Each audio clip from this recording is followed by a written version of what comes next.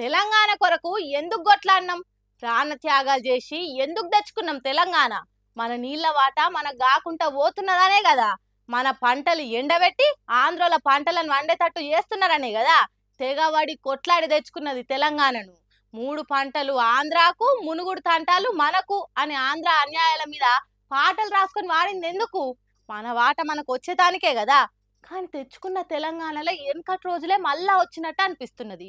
రాష్ట్రం రాకముందు ఆంధ్రోలు ఎట్లా డీలు తోడుకొని పోయినరో అట్లనే అవుతున్నది. అప్పటి కాంగ్రెస్ లీడర్లు ఎట్లా కండ్లు అప్పగించి చూసిండ్రో ఇప్పుడు కూడా అట్లనే అవుతున్నదని అగ్గి మీద గుగ్గిలమవుతున్నాడు హరీష్ రావు. ఒక సోయిలేని ప్రభుత్వం అధికారంలోకి వస్తే రాష్ట్రానికి ఎంత నష్టం జరుగుతుందో ఇవాళ మన కళ్ళ ముందు స్పష్టంగా కనబడతా ఉంది. ఏంది సార్ ఒక్కసారి అంత మాట అంటిరి? ఆంధ్రప్రదేశ్ ప్రభుత్వం రోజు 10,000 క్యూసెక్కుల నీళ్లు తరలించకపోతుంటే తెలంగాణ ప్రభుత్వం చేవజచ్చి చేష్టలుడిగి చేతులు కట్టుకొని చూస్తూ ఉన్నారు. ఓహో, మీ కోపం అందుకా? 3 నెలలుగా సాగర్ కుడికాలువ నుంచి రోజు 10,000 క్యూసెక్కులు పోతూ ఉన్నాయి.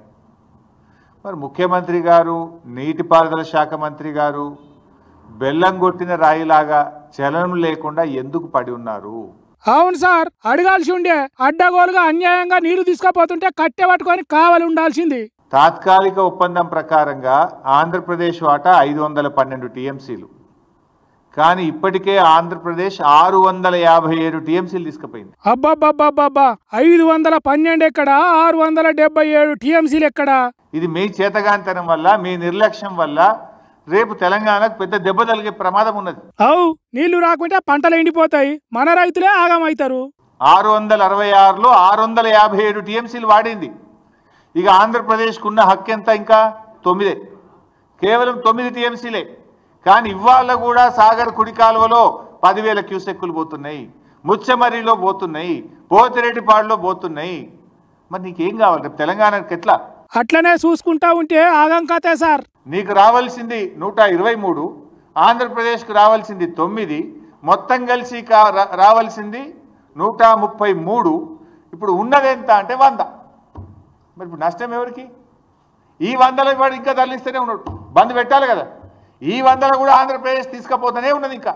మరి తెలంగాణ మన వాట పోతుంటే, వాళ్ళు తరలించుకుపోతుంటే గుడ్లప్పగించి ఎందుకు చూస్తున్నారు? అరే, అందుకే అన్నారా శాతగానోళ్ళు ప్రభుత్వంలోకి వస్తే గిట్లనే ఉంటదని.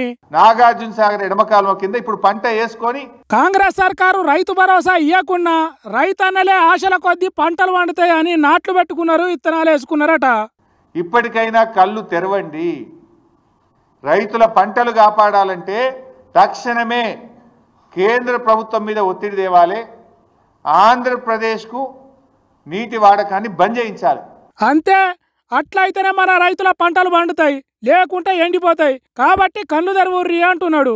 అది మీతోని కాకుండా చెప్పుర్రి, మేము వస్తాం, తెలంగాణ కోసం కొట్లాడతాం అంటున్నాడు. తక్షణమే కేంద్ర ప్రభుత్వం మీద ఒత్తిడి తేవాలి. ఆంధ్రప్రదేశ్కు నీటి వాడకాన్ని బంద్ చేయించాలి. కేఆర్ఎంబి ఆఫీస్ ముందు ధర్నా చేద్దాం పండి, మేము కూడా వస్తాం. పోదాంపా ఢిల్లీలో కేంద్ర జలశక్తి మంత్రి కార్యాలయం ముందు ధర్నా చేద్దాం. మీకు చేత కాకపోతే మీ అమ్మడ మేము కూడా వస్తాం, పోయి చేద్దాంపా. ప్రధానమంత్రి కార్యాలయం ముందు చేద్దామా? పోదాంపా అండి, అఖిలపక్షాన్ని తీసుకొని పోండి. అగో, మాట్లాడాల్సిన వాళ్ళు మాట్లాడకపోయేసరికి ఈ గతి పట్టింది తెలంగాణ రైతన్నలకు అంటున్నాడు. ఆంధ్రప్రదేశ్ యథేచ్ఛగా నీళ్లు తరలిస్తుంటే నా బీజేపీ ఎంపీ మాట్లాడాడు, నా కాంగ్రెస్ ఎంపీ మాట్లాడాడు. పార్లమెంట్లో ఇవాళ తెలంగాణ గొంతు మూగపోయింది, ప్రశ్నించే గొంతు లేకుండా పోయింది. అవును సార్, సెంటర్ సర్కారు చంద్రాల సార్కు సపోర్ట్ చేస్తున్నాడు కాబట్టి ఇక్కడ బీజేపీ ఎంపీలు మాట్లాడరు. ఎట్లాగూ కాంగ్రెస్ పార్టీలకు నోర్లు మూగపోయినాయి కాబట్టి ఎవ్వరు మాట్లాడకుండా అయింది అని అంటున్నారట తెలంగాణ రైతన్నలు. ఏ రాష్ట్రం ఎన్ని వాడుకోవాలనో నిర్ణయించకుండా ఇష్టారీతిని ఆంధ్రప్రదేశ్ నీళ్లు తీసుకుపోతుంటే తెలంగాణ ప్రభుత్వం ఎందుకు 3 మెన్ కమిటీ గురించి మాట్లాడతలేరు? వాళ్ళు మాట్లాడాల్సిన వాళ్ళు అయితే ఎప్పుడో మాట్లాడనుండే, కానీ ఇప్పటికీ కూడా ఎందుకు మాట్లాడతలేరు అనేది హరీష్ రావు సారు అసలు ముచ్చట బయట పెట్టిండు. అవసరానికి సరిపడ నీళ్ళు లేవు అంటే ఇప్పటికే ఆంధ్రప్రదేశ్ తీసుకుపోయింది 657. ఇది కేవలం మీ ఫెయిల్యూర్, మీ చేతగాంతనం, మీ నిర్లక్ష్యం, లేదా మీరు లొంగిపోయారు. చంద్రబాబు నాయుడు గారికి మీకు పరోక్షంగా మీరేమన్నా బహుశా రేవంత్ రెడ్డి చంద్రబాబు నాయుడు మధ్య ఏదన్నా మరి పరోక్షమైనటువంటి ఒప్పందాలు, గురుదక్షిణలో వాళ్ళ మధ్య ఏదైనా ఉంటేనన్నా జరిగి ఉండాలి. అయితే ఫెయిల్యూరు లేకపోతే మీరు ఉద్దేశపూర్వకంగానైనా పరోక్షంగా చంద్రబాబు నాయుడుకి మీరు సహకరిస్తున్నారని అనుకోవాలి. అట్లనే కాళేశ్వరం ప్రాజెక్టు ఎంత మంచిదో దాన్ని ఎట్లా మూలకు పెట్టే కుట్రలు చేస్తున్నారో కూడా చెప్పుకొచ్చిండు. కాళేశ్వరం కూలిపోయిందని ఒక దొంగ ప్రచారాన్ని వేస్తూ ఉన్నారు. కాళేశ్వరంలో అనేక భాగాల్లో మేడిగడ్డ ఒక భాగం. ఆ మేడిగడ్డలో 7 బ్లాకుల్లో ఒక బ్లాకులో ఒక పిల్లర్ కుక్కిపోయింది.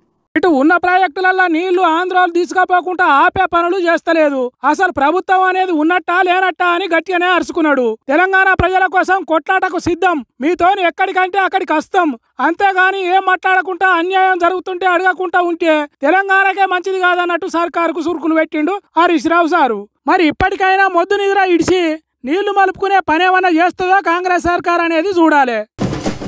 ఏ గడియన మాజీ సీఎం కేసీఆర్ అన్నాడో గాని యూరియా కోసం కష్టాలు వస్తాయని సార్ అన్న మాటలు నిజమైతున్నాయిగా. ఇప్పుడు ఏ పంచాంగం చూసి అన్నాడో గాని రైతులు ఇప్పుడు నిజంగానే యూరియా కోసం నానా తిప్పల పడుతుర్రు.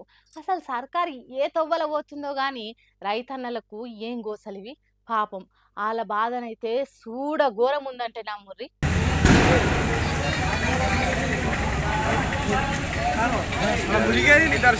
ఎట్లెట్లా బతికినోళ్ళం ఎంకన్నా గిట్లెట్లా అయిపోతిమిరో ఎంకన్నా అని పాడుకునే తట్టే అయింది రైతుల కథ. యూరియా కోసం రైతులు పడుతున్న పాటలు చూస్తుంటే ఆ పాటే గుర్తుకొస్తున్నది. లైన్లలో నిలబడి ఎరువుల కోసం ఎగబడి ఉరికే రోజులు ఇంత జల్ది చూస్తాం అనుకోలేదన్నట్టు అయింది. మరి ఏం చేస్తారు పాపం రైతన్నలు. పంట పచ్చగా పెరగాలంటే ఎరువులు వేయక తప్పది. కానీ ఎరువులు మాత్రం కొద్దిగానే ఉన్నాయట. ఏ కొద్దిగా వెనుకకైనా ఎరువులు దొరకడు కష్టమవుతుంది అనుకున్నారో ఏమో కానీ యోగి తిరిగేగబడుతున్నారు. అందుకే పోలీసులు వచ్చి కాపలుండి ఎరువులు ఇవ్వాల్సిన పరిస్థితి దాపురించింది తెలంగాణలో అని అంటుర్రట లైన్ల నిలబడ్డ రైతన్నలు.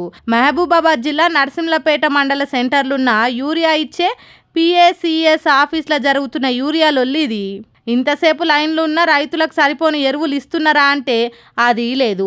ఒక్క రైతుకు 4 బస్తాల కంటే ఎక్కువ ఇచ్చుడు లేదని టోకెన్లలో రాసిస్తున్నారట ఆఫీసర్లు. 1-2 ఎకరాలు నాటు పెట్టుకున్నోళ్ళంటే ఓకే గాని 4-5 ఎకరాలు నాటు పెట్టుకున్నోళ్లకు ఈ కొద్ది యూరియా ఏం సరిపోతుంది అని కోపానికి వస్తున్నారట రైతన్నలు.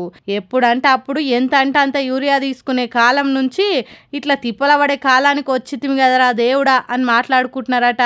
ఈ పరిస్థితి చూసిన రైతన్నలంతా ఆ కాడికి కేసీఆర్ చెప్పిండు, మళ్ళా చెప్పులు పాస్బుక్లు లైన్లో పెట్టే కాలం కావాలనా, ఎరువుల కోసం తిప్పల పడే కాలం రావాలనా, ఒకసారి ఆలోచించుకొని ఓటేయుండ్రి అని మంచిగా చెప్పిండు.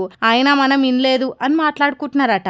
ఈడ ఒక్క కాడనే కాదు చాలా దిక్కులలో ఇసొంటి పరిస్థితే ఉన్నదట యూరియా కోసం పడే కష్టము. మరి సర్కారు ఏం చేస్తున్నదో, ఎందుకు రైతులు ఇంత కష్టపడుతుంటే కళ్ళు తెరుస్తలేదో అని కోపానికి వస్తున్నారట ఇది చూసినా చదువుకున్న పెద్ద మనుషులు.